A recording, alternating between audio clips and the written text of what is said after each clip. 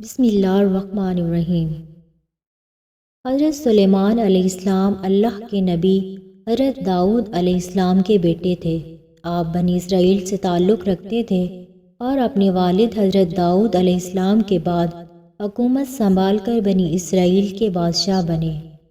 آپ اللہ تعالیٰ کے سچے پیغمبر اور انصاف پرور بادشاہ تھے۔ اللہ تعالیٰ نے انہیں بادشاہت عطا فرمائی اور وہ صرف انسانوں کے ہی نہیں بلکہ تمام مخلوقات کے بادشاہ تھے۔ چرند پرند اور جنات وغیرہ سب اس کے فرما بردار تھے۔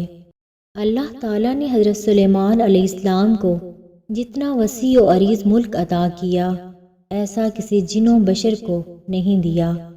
اس کے باوجود حضرت سلیمان علیہ السلام میں ذرا بھر بھی تکبر نہ تھا۔ وہ اپنے اخراجات کے لیے شاہی خزانے سے ایک پیسہ تک نہ لیتے اور اپنے ہاتھ سے زنبیل سی کر اور اسے فروخت کر کے گزر اوقات کیا کرتے تھے۔ کھانے کے لیے وہ اپنے ہاتھوں سے جو پیس کر آٹا بناتے اور اس کی روٹی پکا کر کھاتے تھے۔ آپ اکثر روزہ رکھتے اور ہر شام بیت المقدس میں جا کر غریبوں اور روزہ داروں کے ساتھ روزہ افطار کرتے تھے۔ بادشاہ بننے کے بعد آپ نے نہایت عالی شان اور پرتکلف مکان بنوایا جس کا رقبہ 36 کوس تھا۔ اس مکان کو سونے چاندی کی اینٹوں سے بنایا گیا جس کی دیواروں اور چھتوں پر یاقوت اور زمرد جڑے ہوئے تھے۔ پھر اس مکان کے اندر آپ نے اپنے لیے ایک شاندار تخت بنوایا جس کی لمبائی 3 کوس تھی۔ سارا تخت ہاتھی دانت سے بنایا گیا تھا جو لال فیروزہ زمرد جیسے پتھروں سے مرصع تھا اور اس کے چاروں طرف سونے کی اینٹیں لگی ہوئی تھیں۔ تخت کے چاروں کونوں پر ایسے درخت تھے جن کی ڈالیاں سونے کی تھیں اور ہر ڈالی پر ایک طوطی اور طاؤس بنا کر ان کے پیٹ کے اندر مشک بھر دیا گیا تھا۔ ان درختوں کے خوشے انگوروں کی طرح تھے۔ اس تخت کے نیچے اور دائیں بائیں 1000 سونے کی کرسیاں لگائی گئی تھیں جن پر لوگ بیٹھتے تھے۔ ان کے پیچھے جنوں اور انسانوں میں سے غلام کھڑے کیے گئے تھے۔ یہ تخت جنات نے بنایا تھا جو آپ کی رعایا تھے۔ جب حضرت سلیمان علیہ السلام تاج شاہی سر پر رکھ کر اس عظیم و شان تخت پر قدم رکھتے تو ان کی ہیبت سے تخت اس وقت حرکت کرنے لگتا اور طوطی و طاؤس بھی اللہ کے حکم سے اپنے پر پھیلا دیتے جن سے مشک وغیرہ کی خوشبو نکلتی تھی۔ اللہ تعالیٰ کے فضل سے حضرت سلیمان علیہ السلام ہر جانور کی بولی اچھی طرح سمجھتے تھے۔ جب آپ تاج شاہی سر پر رکھتے تو تمام پرندے تخت کے اوپر معلق ہو کر آپ کے سر پر سایہ کرتے تھے۔ جس مکان میں تخت سلیمانی تھا اس میں کئی محرابیں تھیں جہاں عابد و زاہد لوگ بیٹھ کر عبادت الہی کیا کرتے تھے۔ حضرت سلیمان علیہ السلام ہمیشہ اللہ تعالیٰ کی ان نعمتوں کا شکر ادا کرتے اور ہر وقت اللہ تعالیٰ سے مناجات کرتے رہتے تھے۔ آپ پورے عز و انکسار کے ساتھ اللہ کے حضور یہ دعا کرتے تھے کہ یا الہی میں درویشوں کے ساتھ بھی شامل ہوں اور بادشاہوں کے ساتھ بھی۔ صرف یہی نہیں بلکہ میں پیغمبروں سے بھی ایک پیغمبر ہوں۔ اے میرے مالک میں تیری نعمتوں کا کہاں تک شکر ادا کروں۔ اللہ تعالیٰ نے ہوا کو حضرت سلیمان علیہ السلام کے تابع کر دیا۔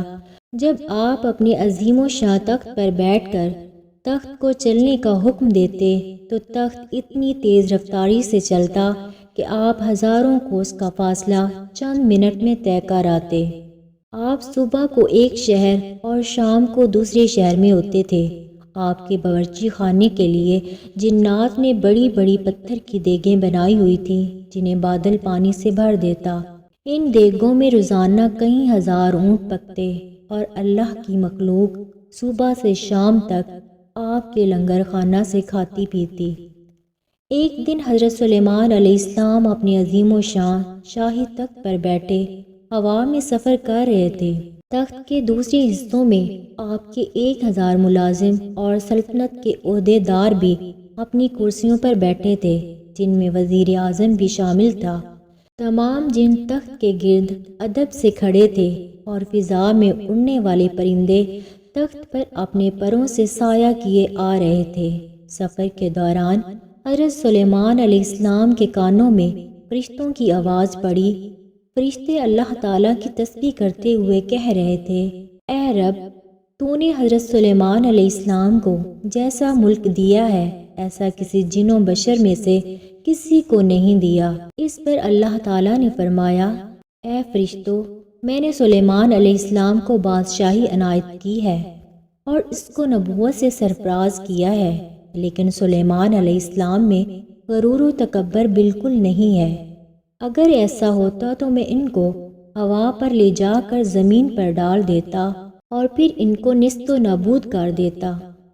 حضرت سلیمان علیہ السلام نے یہ کلام سنا تو فوراً اللہ کے حضور سجدے میں گر گئے اور اس کی نعمتوں کا شکر ادا کرنے لگے۔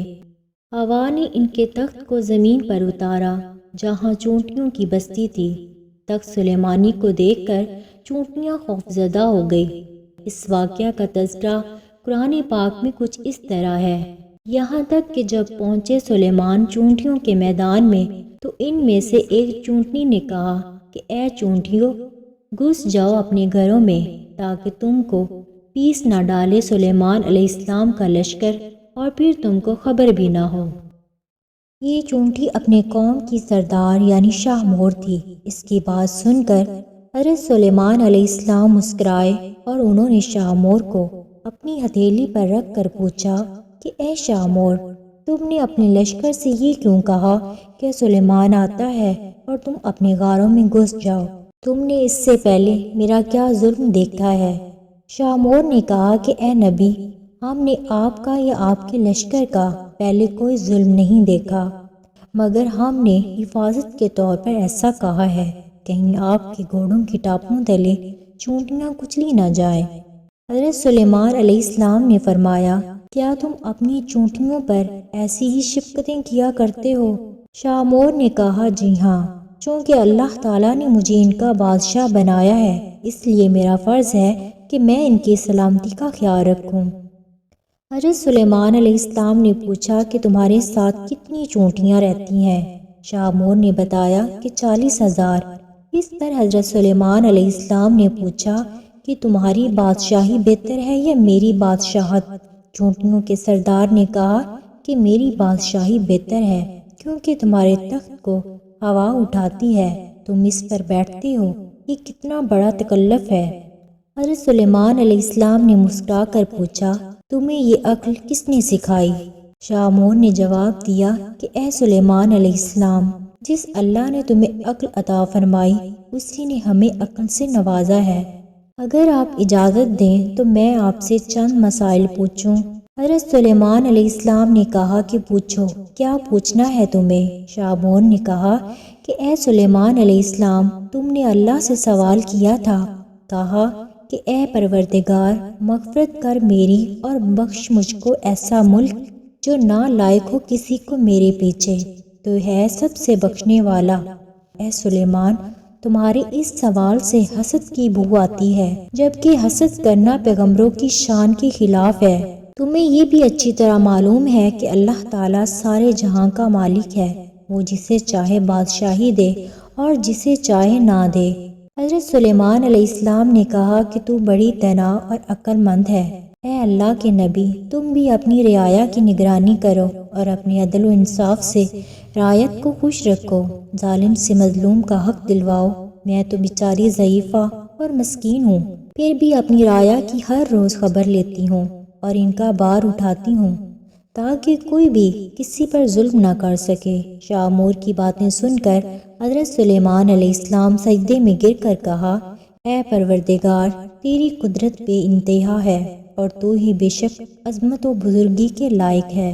قرآن حکیم کی سورہ سبا میں ارشاد باری تعالیٰ ہے، اور جنوں میں سے وہ تھے جو سلیمان علیہ السلام کی خدمت انجام دیتے تھے اس کے پروردگار کے حکم سے، اور جو کوئی ان میں سے ہمارے حکم کے خلاف کرے ہم اسے دوزخ کا عذاب چکھائیں گے، اور وہ اس کے لیے بناتے تھے جو کچھ وہ چاہتا تھا، قلعوں کی تعمیر، ہتھیار اور تصاویر، اور بڑے بڑے لگن جو حوضوں کی مانند تھے، اور بڑی بڑی دیگیں جو اپنی بڑائی کی وجہ سے ایک جگہ جمی رہیں۔ اے آل داؤد، شکر گزاری کے کام کرو اور میرے بندوں میں سے بہت کم شکر گزار ہیں۔